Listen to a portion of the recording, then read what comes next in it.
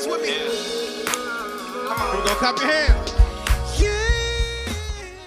The TouchMix comes with several factory-installed scenes. These are very helpful as you can load a selection of common presets for a bass band to get your mix set up even faster.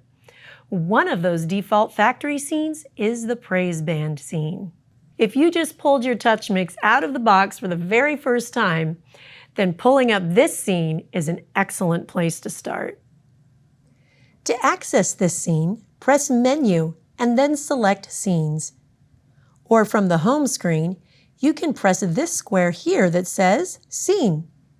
Now, on the Scenes page, under the factory choices, choose Praise Band. Then select the Recall button. The Praise Band default scene was especially created for a standard house of worship scenario, which can then be tailored by the user to accommodate their churches and praise band specific requirements. Let's start by looking at our 4 banks of input channels across the top. Our first bank inputs 1 through 8 include our drum inputs. Our second bank, 9 through 16, include inputs for percussion, bass, 2 stereo keyboards, and 2 electric guitars. Our third bank, inputs 17 through 24, include 2 acoustic guitar inputs, 2 male voices, 2 female vocals, with a handheld mic and a headset mic for spoken word. The fourth bank includes stereo inputs, which are set up for a computer, a click, and background music. The record fader is set at Unity, ready to record your service. The input channels in the praise band scene have already been preloaded with QSC's world-class instrument presets, including EQ, dynamics, and effects. So without changing any channel parameters, your praise band and spoken word will sound great right out of the box. This bank here, entitled Effects Masters, is already preloaded with the effects. The master faders are already set to nominal levels, and the individual instrument channels are also set to nominal levels and sending signal to the effects buses. Over here on the far right are DCA faders, where multiple channels have been grouped into one fader. So if I wanted to turn up, let's say, all of the backing vocals, I could just use this backing vocals DCA fader. If I wanted to turn down all of the drums, I would use this drums DCA fader to turn all of the drum channels down at once. Now let's look at our output channels on the left of the screen.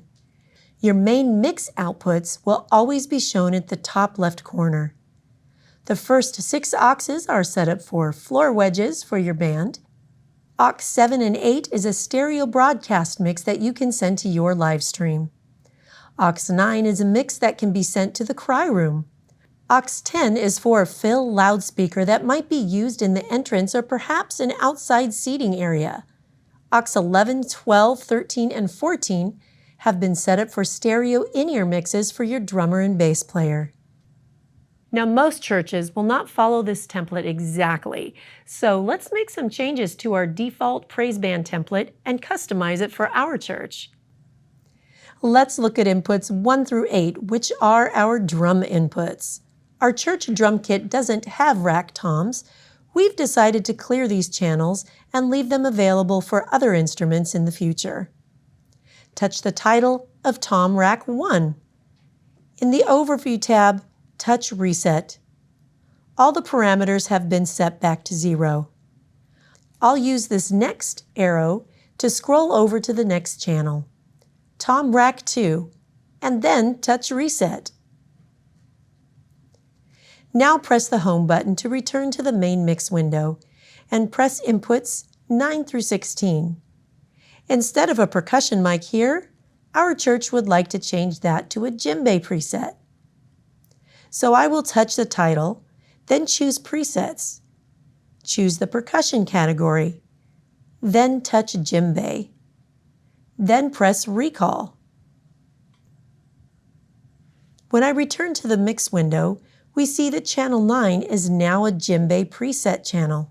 Channel 16 is a second electric guitar. But our church doesn't have a second electric guitar player. Instead, they have a violin player. So we will enter here a preset for violin. Touch the title, touch presets, then touch strings, then fiddle. And since our violin player is using a pickup, we will choose the preset Fiddle Bridge Pickup. Then touch Recall. When we return to our main mix window, we see that channel 16 is now a fiddle channel, but we would like to change the name of the channel to violin. Press the title, press Setup, and then type violin. You will want to update your DCA groups if you loaded new instrument presets.